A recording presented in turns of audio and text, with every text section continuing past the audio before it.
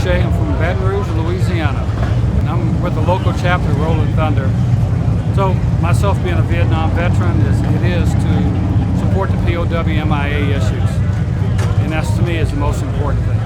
I did 22 years in the service. My first tour in Vietnam was August of '68 to August of '69. I flew on AC-47 gunships.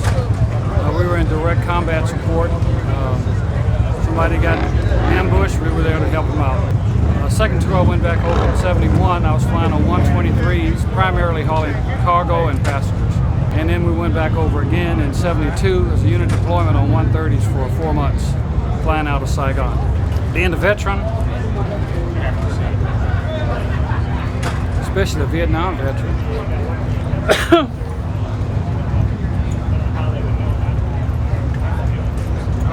well, they never said, but they never said welcome home.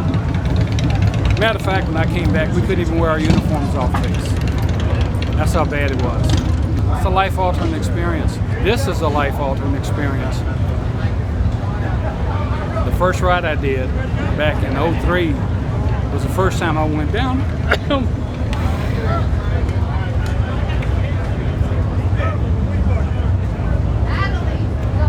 Was the first time I went down? Went down?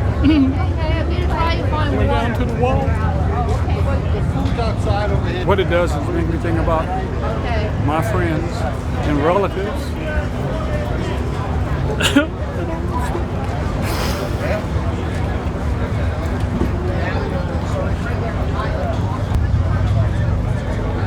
People don't understand about how close you get to people.